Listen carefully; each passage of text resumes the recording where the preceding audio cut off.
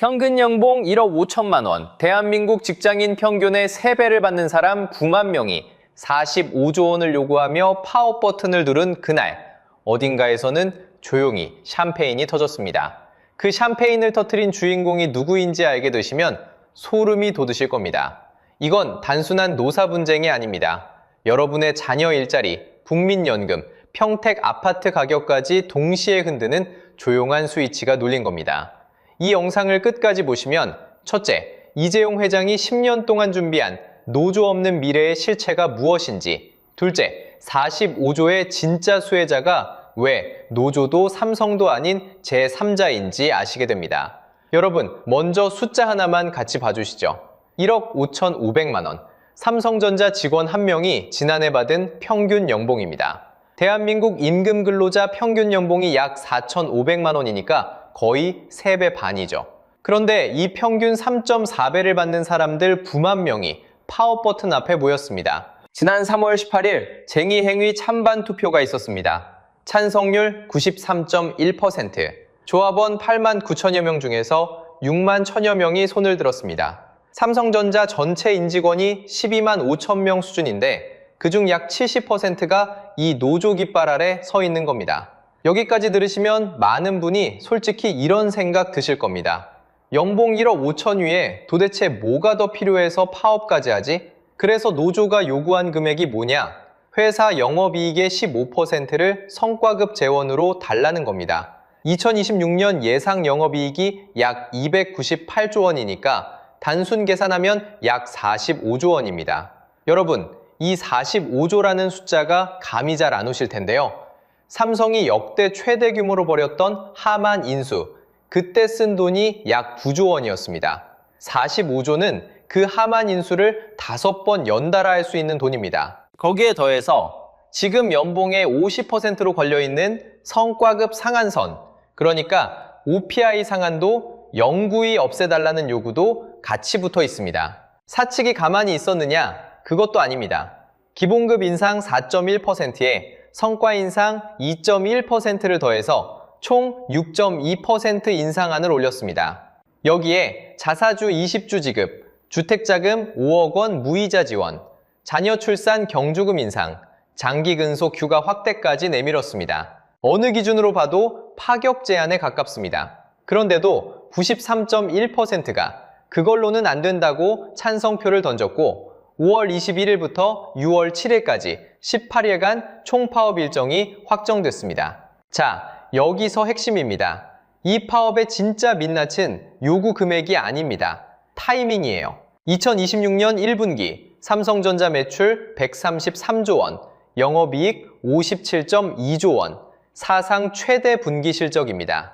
2025년 한 해 통째로 번 영업이익이 43.6조 원이었는데 올해는 딱 한 분기 만에 그 1년치를 뛰어넘었다는 뜻입니다.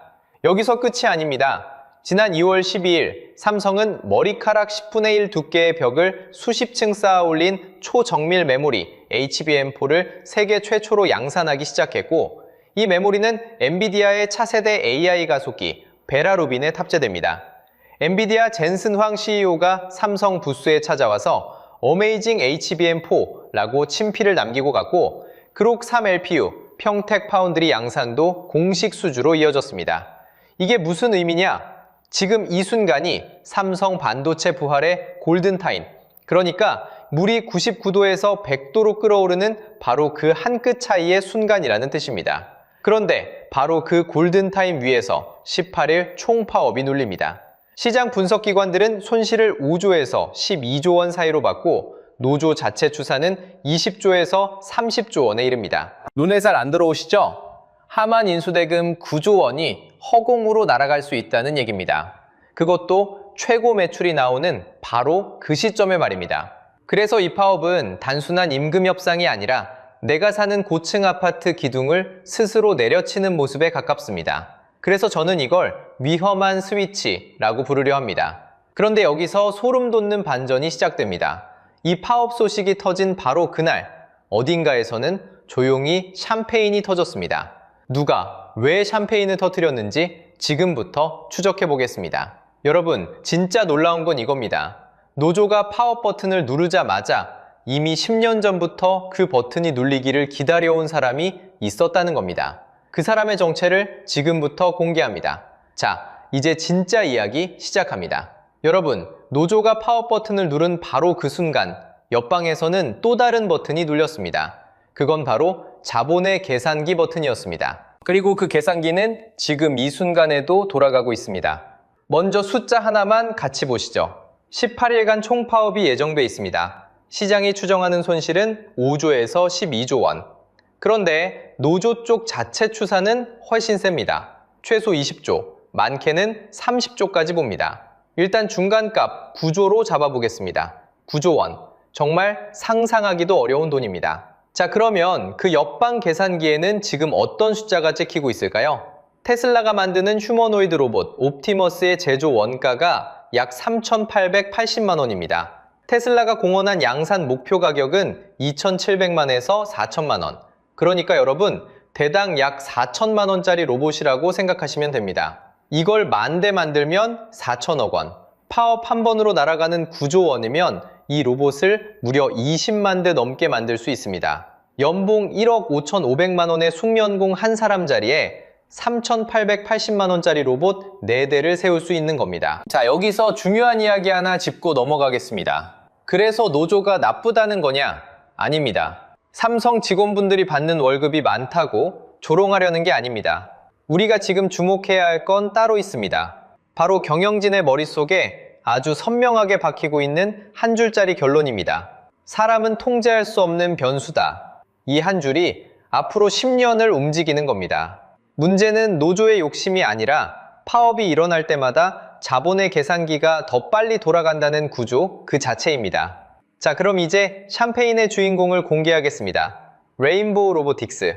들어보신 분도 있고 처음 들으시는 분도 있을 겁니다. 삼성전자는 2023년에 이 회사 지분 14.7%를 약 868억 원에 사들였습니다. 그리고 2024년 12월 31일 조용히 콜옵션을 행사해서 지분을 35%까지 끌어올렸습니다.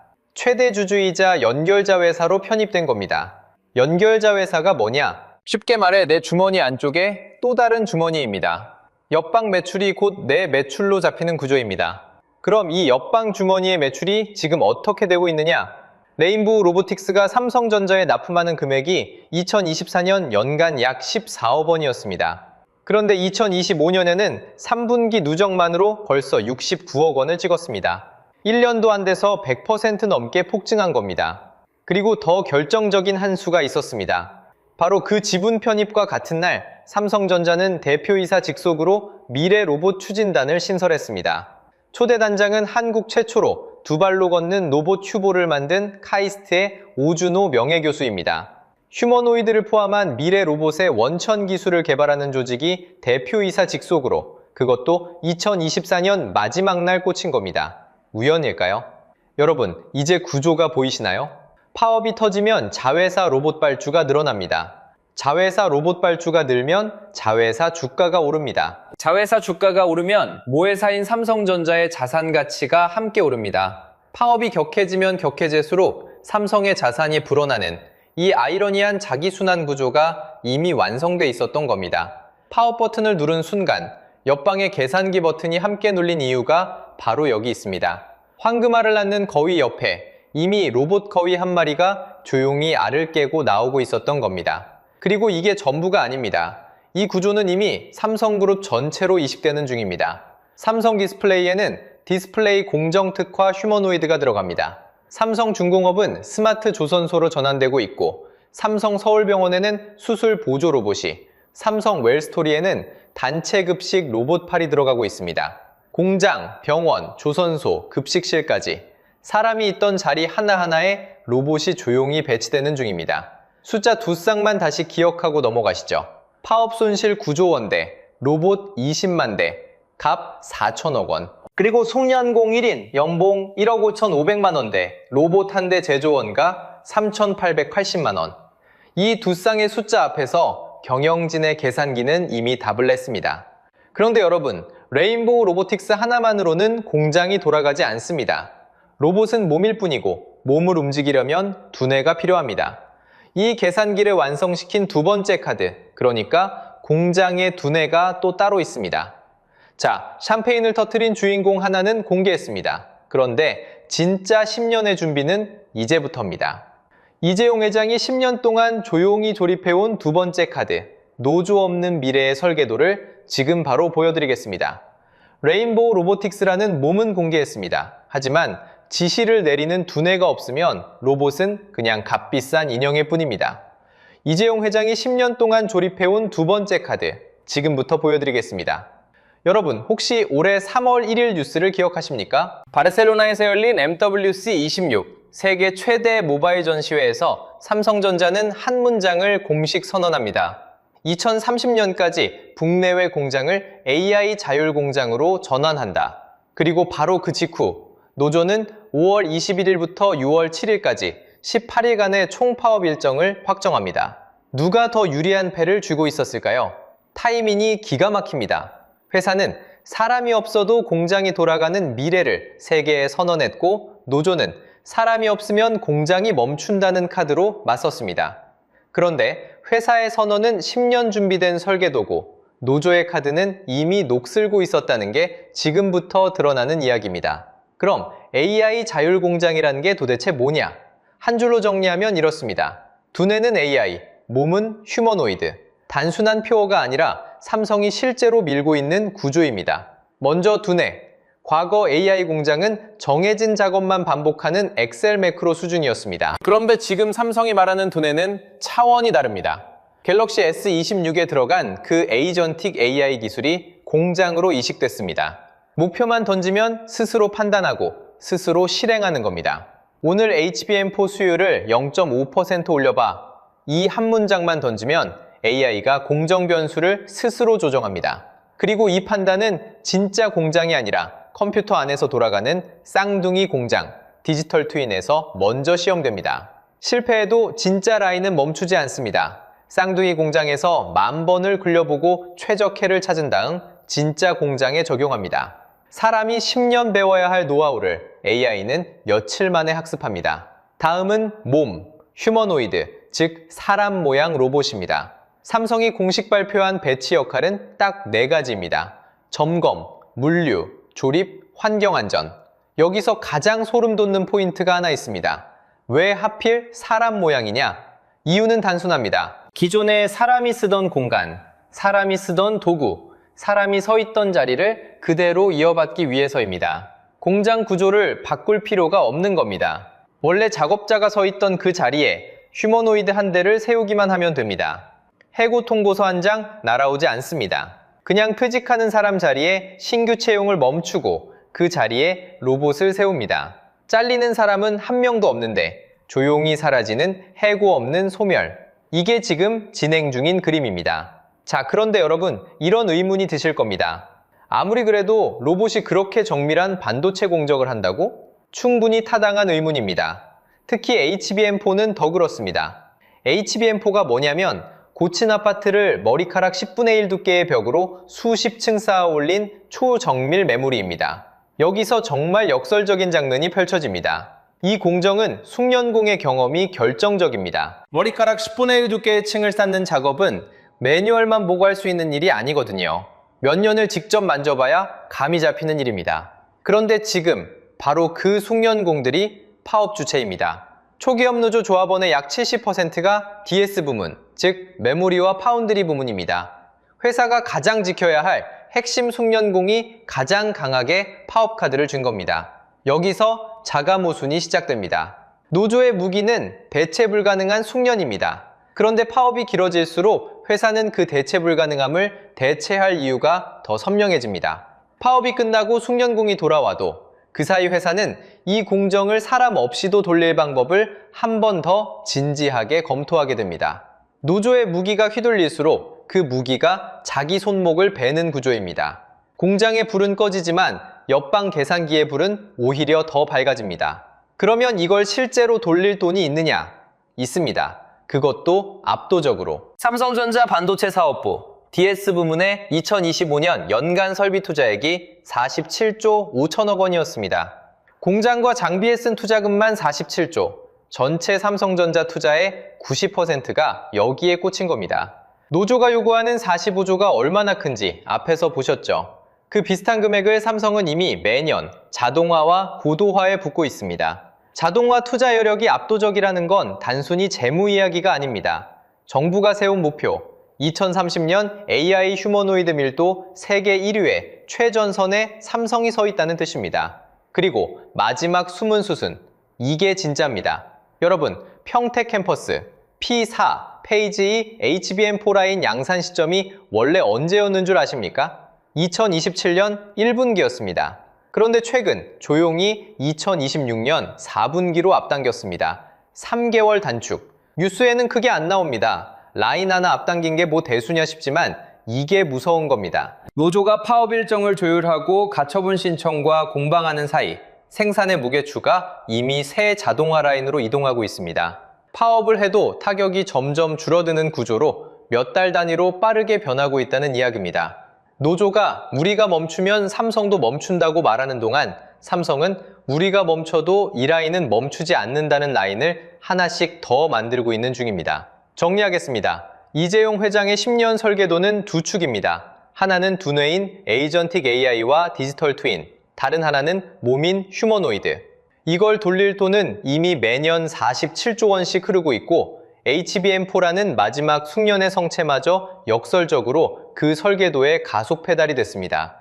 노조가 준 파업 카드는 10년 전 기준으로는 최강의 무기였습니다. 그런데 지금은 그 카드를 쓸수록 카드 자체가 녹이 슬어가는 시대가 됐습니다. 자, 그런데 이 10년 설계도가 진짜 무서운 건 공장 안의 이야기만이 아닙니다. 이 설계도는 지금 여러분의 자녀방, 여러분의 국민연금 통장, 그리고 평택 아파트 가격표까지 조용히 스며들고 있습니다. 그 경로를 한 줄 한 줄 지금부터 짚어드리겠습니다. 자, 여기까지 들으시면 이런 생각이 드실 겁니다. 알겠는데 그게 내일이야? 삼성 얘기잖아. 그래서 지금부터는 그 스위치가 여러분의 거실까지 어떻게 걸어 들어오는지 그 경로를 한 줄 한 줄 따라가 보겠습니다. 첫 번째 경로, 여러분의 자녀 일자리입니다. 앞에서 말씀드린 해고 없는 소멸이라는 말 기억하시죠? 잘리는 사람은 한 명도 없습니다. 다만 떠난 자리에 아무도 안 뽑힐 뿐입니다. 그 숫자가 이미 지표로 잡히고 있습니다. 2025년 말 기준 삼성전자 직원 수가 약 12만 5천 명입니다. 전년 대비 597명이 줄었습니다. 대량 해고도 없었고 구조조정 공시도 없었습니다. 그런데 조용히 600명 가까이가 사라졌습니다. 물이 콸콸 쏟아지는 게 아니라 어디선가 한 방울씩 새고 있는 겁니다. 그럼 그냥 인력 조정이네, 600명 가지고 뭘 하실 수 있습니다. 여기서 한국 사회가 가진 착시장치 하나를 같이 보셔야 합니다. 한국은 2030년부터 경제활동 인구가 감소 구간에 들어갑니다. 그리고 2034년까지 산업 전반에 필요한 추가 인력이 약 122만 2천 명입니다. 무슨 뜻이냐면 대기업이 채용문을 조용히 닫아도 사람이 부족하다는 뉴스는 그대로 계속 나온다는 뜻입니다. 숫자상으로는 부족한데 그 부족을 메워야 할 좋은 일자리는 이미 로봇이 차지한 상태인 겁니다. 여러분의 자녀는 지금 몇 학년입니까? 중학생이면 8년 뒤, 고등학생이면 4년 뒤에 취업시장 앞에 섭니다. 그 시점이 공교롭게도 삼성이 공식 발표한 2030년 AI 자율공장 전환 완료 시점과 겹칩니다. 자녀 세대가 통과해야 할 문은 닫혀있는 문이 아니라 원래부터 그 자리에 없던 문이 되는 겁니다. 닫혀있으면 두드리기라도 합니다. 없던 문은 두드릴 대상조차 없습니다. 두 번째 경로, 국민연금입니다. 2023년 정부의 제5차 국민연금 재정계산에서 기금 고갈 시점이 2055년으로 제시됐습니다. 이 숫자는 그나마 대기업 정규직이 지금처럼 꾸준히 보험료를 낸다는 전제 위에 세워진 숫자입니다. 여러분, 국민연금에 가장 많이 내는 사람이 누구입니까? 연봉 1억 5천만 원을 받는 대기업 정규직입니다. 그런데 그 자리가 로봇으로 채워지기 시작하면 어떻게 될까요? 로봇은 국민연금 보험료를 내지 않습니다. 고소득 납부자가 한 명 줄 때 같은 자리를 최저임금 파트타임 3명이 메운다고 가정해봐도 보험료 총액은 비교가 안 됩니다. 그래서 고갈 시점이 2055년보다 더 당겨질 수 있다는 경고가 지금 조용히 나오고 있습니다. 국민연금뿐만이 아닙니다. 같은 원리로 건강보험 재정도 흔들립니다. 결국 여러분이 60대에 받을 돈, 70대에 쓸 병원비의 바닥이 함께 얇아진다는 얘기입니다. 세 번째 경로, 평택과 화성 부동산입니다. 이 숫자 한 번만 같이 보시죠. 평택 캠퍼스 시간당 매출이 약 80억에서 90억 원입니다. 이건 노조 측이 파업의 위력을 설명하면서 공개한 숫자입니다. 1시간에 80억입니다.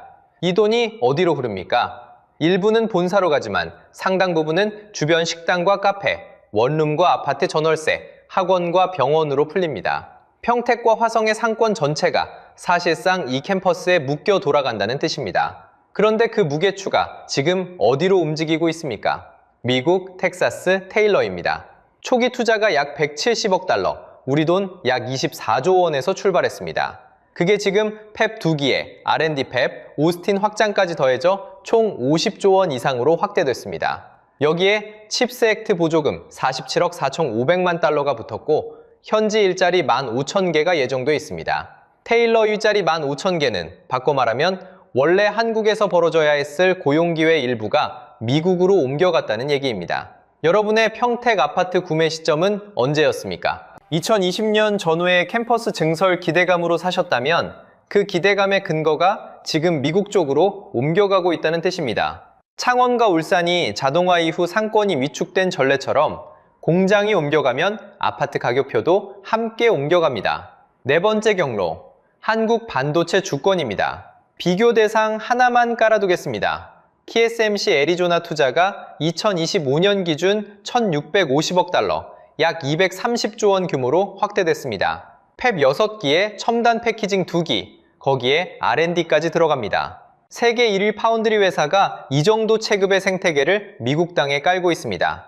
여기에 우리 삼성의 50조 원, SK하이닉스의 인디애나 HBM 패키징 공장까지 합쳐보시면 태평양 건너편에 거대한 반도체 생태계가 새로 세워지고 있다는 게 보이실 겁니다. 그럼 이쪽에 남는 건 뭡니까? 간판은 남습니다. 대한민국은 반도체 강국이라는 문장은 남습니다. 그런데 송영공이 빠지고 신규 채용이 얇아지고 부품사 생태계의 무게중심이 미국으로 넘어가는 만큼 그 간판 뒤에 진짜 알맹이는 조금씩 비어갑니다. 강국의 이름은 그대로인데 생태계 중심은 얇아지는 현상. 이건 추상적인 이야기가 아닙니다.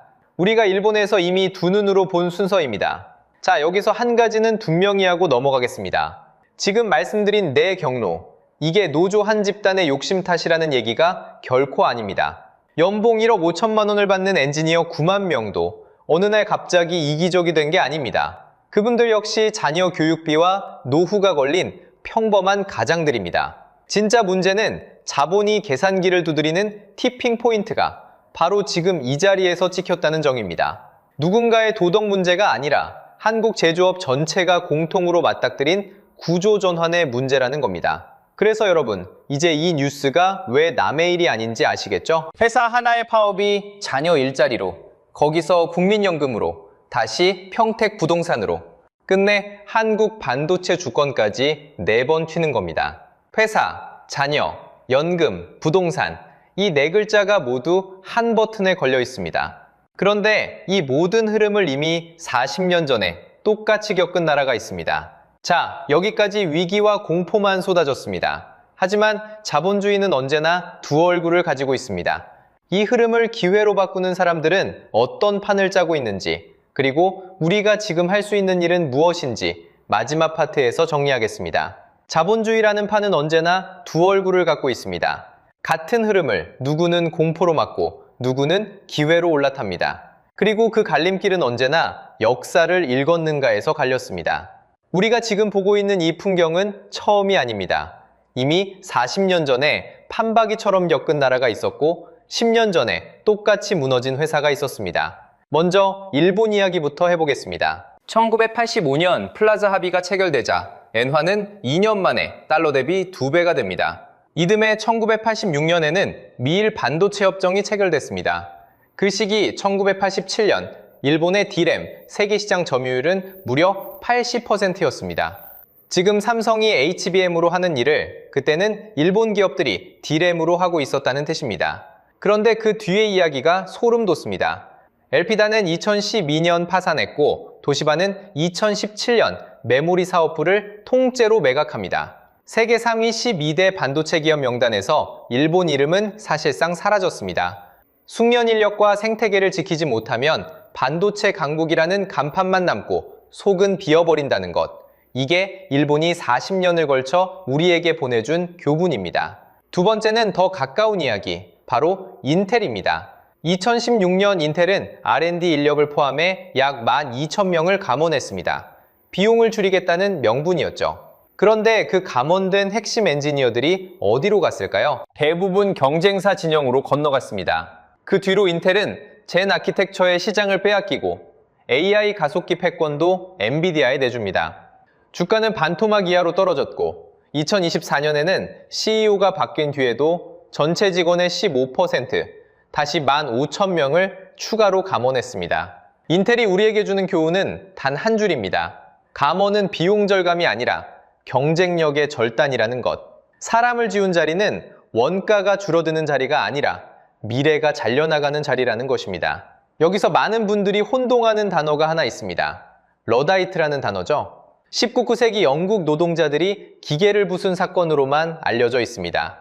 그런데 역사책을 조금만 더 들춰보면 그들이 기계를 부수려던 게 아니었습니다. 기계 옆에서 사람의 자리를 어떻게 다시 설계할지 그 협상의 시간을 요구한 겁니다. 오늘의 우리도 같습니다. 지금 우리가 해야 할 일은 로봇과 싸우는 게 아닙니다. 로봇 옆에서 나의 몫을 다시 설계하는 일입니다. 그럼 구체적으로 지금 우리는 무엇을 해야 할까요? 두 개의 시나리오로 나눠 말씀드리겠습니다. 첫 번째는 타결 시나리오입니다. 노사가 극적으로 합의하고 HBM4와 엔비디아 루빈 양산이 본격화되는 경로입니다. 이 경우에는 삼성전자 본체의 실적이 다시 빛을 봅니다.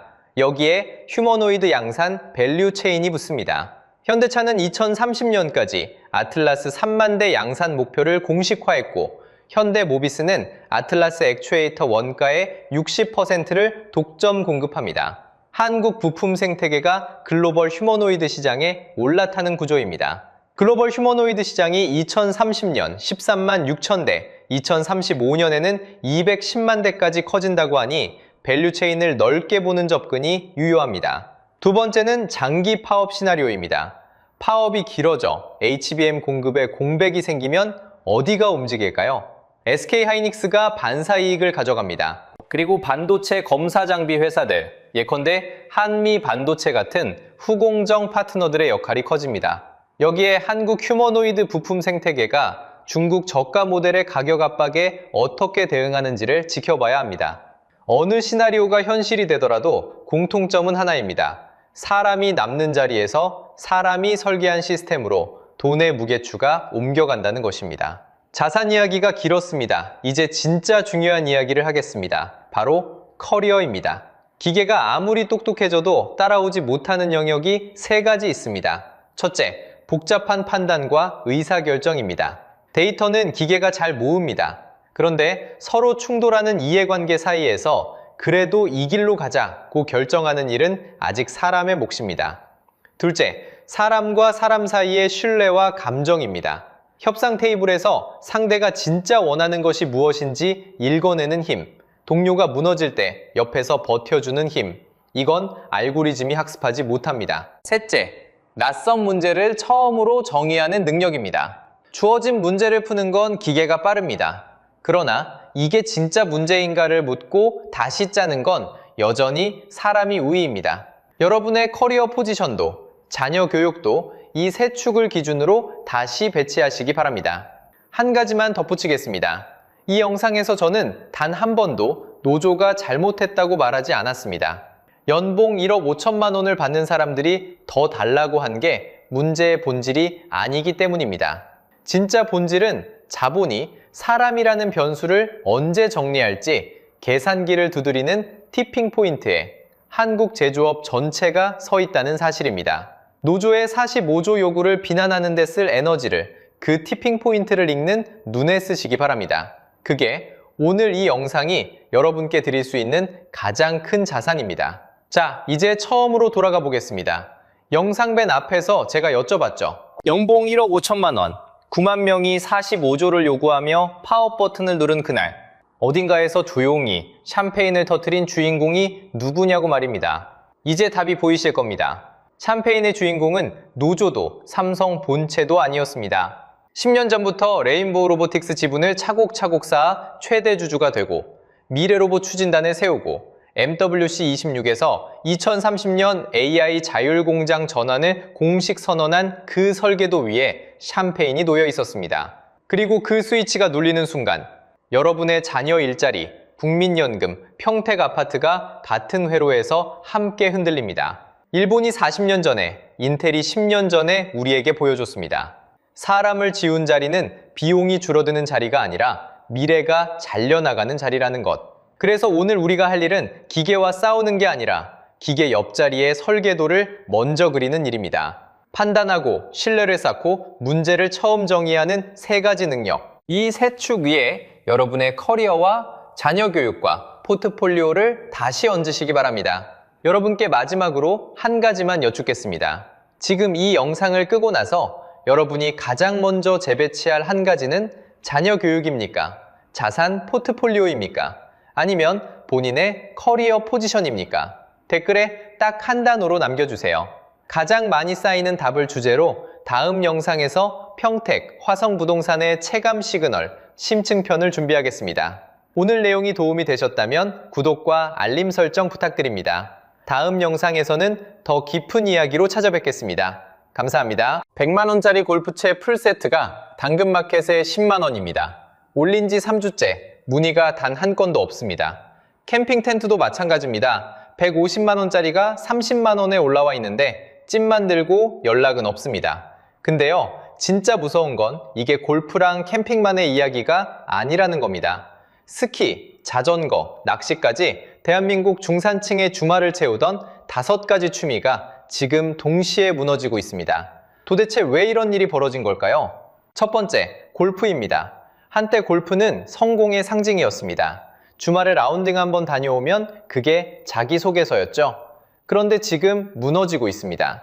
2022년 전국 골프장 이용객이 5천만 명을 넘기며 역대 최고를 찍었는데 2024년에는 4,700만 명대로 떨어졌습니다. 2년 연속 감소입니다. 골프용품 수입액도 23% 줄었습니다. 핵심은 법인카드입니다. 솔직히 골프가 이만큼 커진 건 회사 돈 덕분이었습니다.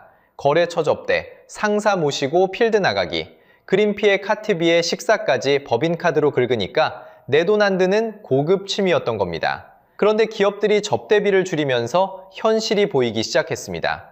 라운딩 한 번에 20, 30만원, 장비까지 합하면 한 달 100만원은 무섭게 넘깁니다. 회사가 쏠 때는 로망이었는데 내 돈을 내니까 취미가 아니라 짐이 된 겁니다. 그래서 회원제 골프장 111곳이 대중골프장으로 바뀌었습니다. 그 과정에서 사라진 회원권이 4만 7천 개. 비싸게 끊어놓은 회원권이 휴지 조각이 된 분들이 그만큼 있다는 뜻입니다. 더 큰 문제가 있습니다. 골프를 가장 열심히 치던 세대가 은퇴하고 있습니다. 베이비붐 세대 약 716만 명이 순차적으로 직장을 떠나고 있는데요.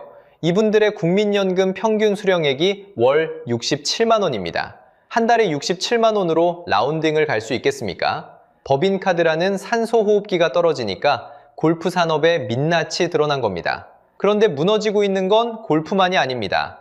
여러분의 베란다에 접힌 채 쌓여있는 그것, 캠핑 장비 얘기를 안 할 수가 없습니다. 캠핑도 사정은 똑같습니다. 아니 어쩌면 더 심합니다. 코로나 때 무슨 일이 있었는지 기억하시죠? 해외여행을 못 가니까 사람들이 전부 캠핑으로 몰렸습니다. 텐트 하나에 100만원, 타프에 30만원, 화롯대에 코펠에 랜턴까지. 한 번 세팅하려면 수백만 원이 훌쩍 넘었는데도 다들 샀습니다. SNS에 감성 캠핑 사진 하나 올리려고 장비를 들이는 사람이 줄을 섰습니다. 그렇게 캠핑 시장은 6조 9천억 원까지 커졌습니다. 그런데 이게 진짜 캠핑을 좋아해서 간 걸까요? 비유를 하나 들어보겠습니다. 고속도로가 꽉 막히니까 사람들이 국도로 우회한 겁니다. 해외여행이라는 고속도로가 막혀버리니까 캠핑이라는 국도로 전부 몰려간 거예요. 문제는 고속도로가 다시 뚫린 다음입니다. 국도는 텅 비어버렸습니다. 숫자로 보면 더 뚜렷합니다. 2024년 캠핑 소비가 전년 대비 11.8% 줄었습니다. 한 사람이 캠핑용품에 쓰는 돈도 2022년에 비해 30% 가까이 빠졌습니다. 100만 원짜리 텐트를 30만 원에 올려놔도 거래가 안 됩니다. 찜만 누르고 아무도 연락을 안 합니다. 여러분 주변에도 있지 않습니까? 베란다 한쪽에 접힌 채 먼지만 쌓여가는 텐트. 수요가 빠지면 공급 쪽은 어떻게 될까요? 여기가 진짜 무서운 대목입니다. 캠핑이 한창 뜰 때 전국에 캠핑장이 우후죽순 생겼습니다. 2019년에 2,367개였던 야영장이 2023년에는 3,695개가 됐습니다. 56%가 늘었습니다. 사람이 몰리니까 이용료도 올리고 2박을 강요하는 캠핑장까지 등장했습니다. 그런데 막상 사람이 안 오기 시작하니까 이 캠핑장들이 전부 짐이 됩니다. 땅 사고, 시설 깔고 수억 원을 투자했는데 방문객이 끊기니까 회수할 길이 없는 겁니다. 급매물이 쏟아지고 있습니다. 신규 개업도 2022년 547곳에서 2025년 367곳으로 3년 만에 33%나 줄었습니다. 새로 시작하려는 사람도 없다는 뜻입니다. 브랜드들의 성적표는 더 참혹합니다. 캠핑하면 떠오르는 그 이름, 스노우피크. 2023년 순이익이 99.9% 감소했습니다. 사실상 이익이 증발한 겁니다.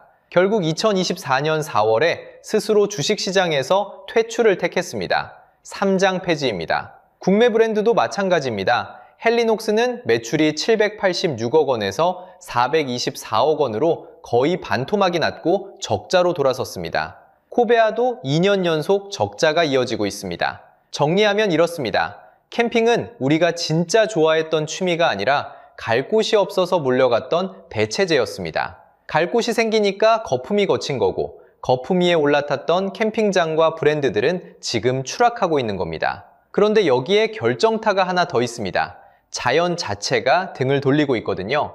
스키는 좀 다르지 않을까 생각하시는 분도 계실 겁니다. 겨울에만 하는 스포츠니까 캠핑이나 골프처럼 거품이 끼기 어렵지 않냐는 거죠? 맞습니다. 스키는 거품 때문에 무너진 게 아닙니다. 하늘이 등을 돌린 겁니다. 국립기상과학원 데이터를 보면 지난 100년간 한국의 겨울은 18일이나 짧아졌습니다. 그냥 좀 따뜻해진 정도가 아닙니다. 스키장 입장에서는 영업일이 통째로 사라진 겁니다. 예전에는 한 시즌에 120일에서 130일 정도 문을 열 수 있었는데 지금은 80일에서 100일이 한계입니다. 한 달치 매출이 그냥 증발해버린 셈이죠. 눈이 안 오면 인공눈을 만들면 되지 않냐고요? 여기서 진짜 문제가 터집니다. 인공눈을 만드는 과정은 말 그대로 돈 먹는 하마입니다. 제설기로 물을 뿌려서 얼리는 건데 전기를 엄청나게 씁니다. 자연눈이 줄었으니 인공눈에 더 의존해야 합니다. 그런데 산업용 전기요금이 최근 3년 사이에 75.8%나 올랐습니다. 킬로와트 시당 105원이던 게 185원이 된 겁니다. 겨울은 짧아져서 인공눈을 더 많이 만들어야 하는데 만드는 비용은 2배 가까이 뛴 겁니다. 양쪽에서 동시에 조여오는 상황입니다. 결과는 숫자로 나옵니다. 전성기였던 2011 시즌에 686만 명이 찾았던 전국 스키장 방문객이 2024 시즌에는 443만 명으로 35% 줄었습니다. 2009년에 17곳이었던 스키장은 지금 13곳만 남았습니다. 최근 4년간 3곳이 문을 닫았는데 그중 하나가 포천 베어스타운입니다. 베어스타운 이야기는 좀 씁쓸합니다. 2022년 11월에 운영을 멈춘 뒤 2년 반 넘게 그냥 방치되고 있습니다. 리프트도 멈추고 슬로프에는 잡초가 자랍니다. 그런데 진짜 문제는 스키장 하나가 사라지면 그 주변도 같이 무너진다는 겁니다. 주변에 붙어있던 펜션, 식당, 렌탈숍 같은 상권이 통째로 초토화되었습니다. 스키장이 단순히 놀이시설이 아니라 지역 경제의 중심이었던 거죠. 전문가들은 앞으로 10년 안에 전국 스키장의 절반이 사라질 것이라고 전망합니다. 지금 13곳 남은 스키장이 5-6곳으로 줄어든다는 이야기입니다. 골프는 법인카드가 문제였고 캠핑은 거품이 문제였지만 스키는 다릅니다. 기후변화라는 건 개인이나 기업이 어떻게 할 수 있는 문제가 아닙니다. 돈을 쏟아부어도 인공눈을 만들어도 결국 하늘이 도와주지 않으면 버틸 수 없는 산업인 겁니다. 그렇다면 기후 탓을 할 수 없는 취미들은 어떨까요? 자전거와 낚시도 무너지고 있습니다. 기후 탓을 할 수 없는 취미들은 어떨까요? 자전거와 낚시 이야기입니다. 자전거 업계는 코로나 이후 프리미엄 전략에 올인했습니다. 1,000만 원이 넘는 자전거가 매장에 깔리기 시작했고 2천만 원대 제품도 흔해졌습니다. 문제는 이 가격을 감당할 수 있는 사람이 생각보다 많지 않았다는 겁니다. 큰맘 먹고 1,000만 원짜리 자전거를 샀던 40대 직장인 아빠의 마음은 지금 어떨까요? 같은 제품이 최대 40% 할인된 가격에 팔리고 있으니까요. 2,200만 원짜리가 1,700만 원이 됐습니다. 국내 자전거 업체 알톤 스포츠는 매출이 299억 원으로 전년 대비 29% 빠졌고 42억 원의 손실을 내며 적자로 돌아섰습니다. 세계 최대 자전거 브랜드인 자이언트도 사정은 비슷합니다. 재고 감액 손실만 576억 원이고 영업이익은 60% 하락했습니다. 스캇은 재고가 7,400억 원이나 쌓여서 대규모 할인 판매에 나선 상태입니다. 비싸게 팔겠다는 전략이 오히려 소비자를 밀어낸 겁니다. 내 돈 1,000만 원을 들여서 탈 사람은 생각보다 없었던 거죠. 그러면 사라진 수요는 어디로 갔을까요?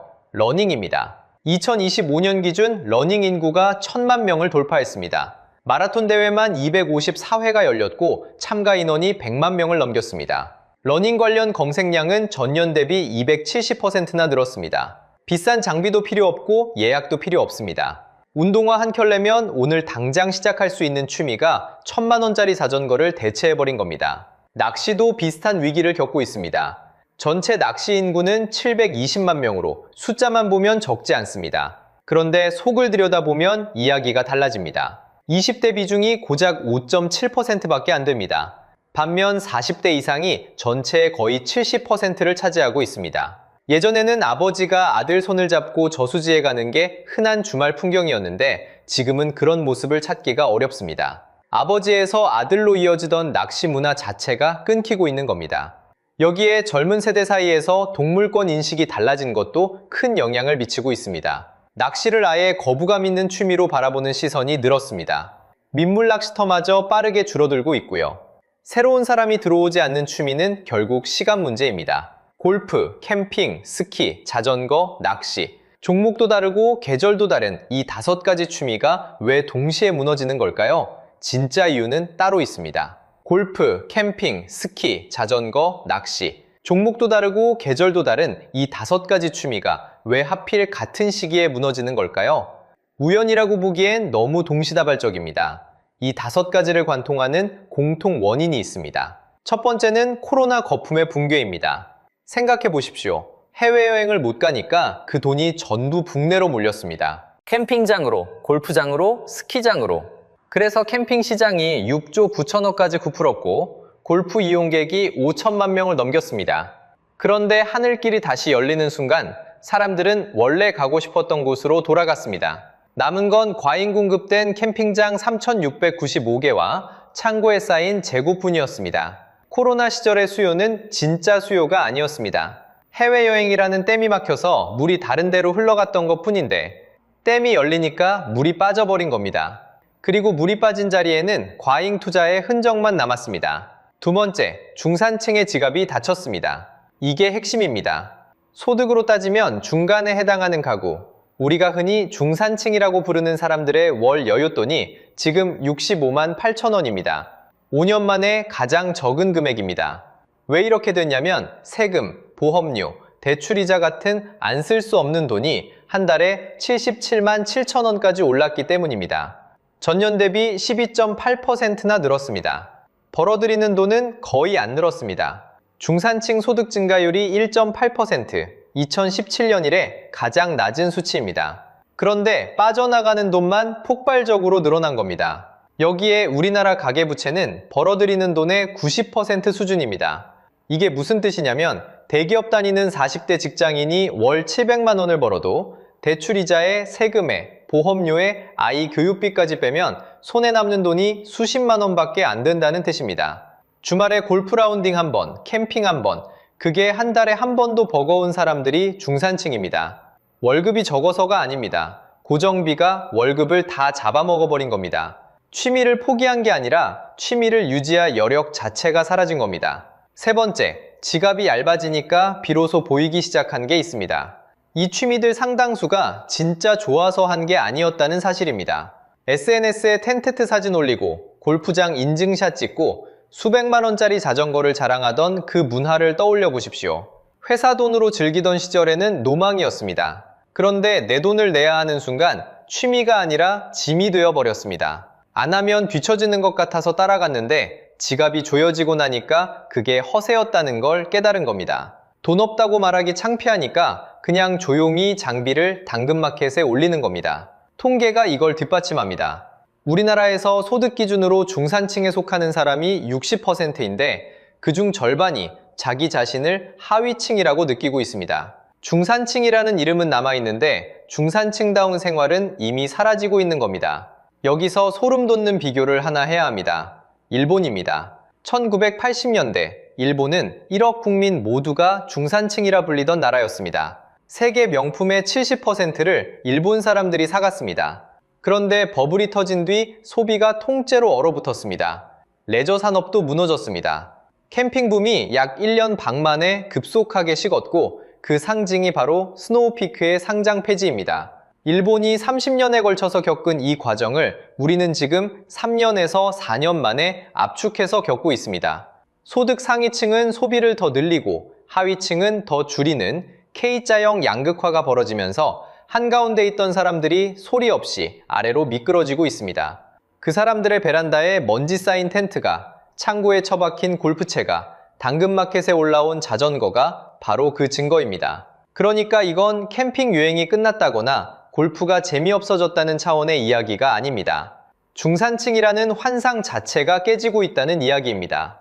5가지 취미의 동시 몰락은 유행의 변화가 아니라 대한민국 중산층 해체의 경고 신호입니다. 그런데 여기서 진짜 질문을 하나 던져야 합니다. 그러면 사람들이 놀지도 못하고 사는 걸까요? 아닙니다. 재미있는 일이 벌어지고 있습니다. 사라진 수요가 엉뚱한 곳에서 다시 나타났습니다. 러닝입니다. 우리나라 러닝 인구가 1000만 명을 돌파했습니다. 러닝 관련 검색량이 전년 대비 270% 늘었습니다. 2025년 한 해에만 전국에서 마라톤 대회가 254회 열렸고 참가 인원이 100만 명을 넘겼습니다. 수백만 원짜리 장비 대신 운동화 한 켤 내면 시작할 수 있는 취미로 사람들이 대거 옮겨간 겁니다. 등산도 여전히 건재하고 수영 인구도 꾸준히 늘고 있습니다. 장비가 아니라 몸 하나면 되는 것들, 남에게 보여주기 위해서가 아니라 나 자신이 좋아서 하는 것들이 지금 대세가 되고 있습니다. 비싼 장비를 사지 않아도 되고 특별한 장소에 가지 않아도 됩니다. 동네 공원이면 충분합니다. 어쩌면 지금 벌어지는 이 변화가 정상화일 수도 있습니다. 돌이켜보면 100만 원짜리 장비를 사야 시작할 수 있는 취미, 법인카드가 있어야 유지되는 취미, 인증샷을 올려야 의미가 생기는 취미, 그게 과연 내 취미였을까요? 장비 없이도, 돈 많이 안 들여도, 인증샷 안 올려도 그냥 하는 것 자체가 즐거운 게 진짜 취미 아니겠습니까? 중산층의 취미가 무너진 건 슬픈 일이지만 그 자리에서 돈이 아니라 시간과 땀으로 채우는 새로운 여가 문화가 자라나고 있습니다. 허세가 아닌 진짜 내 취미를 찾는 시대가 오고 있는지도 모릅니다. 여러분은 요즘 어떤 취미를 즐기고 계신가요? 댓글로 알려주세요.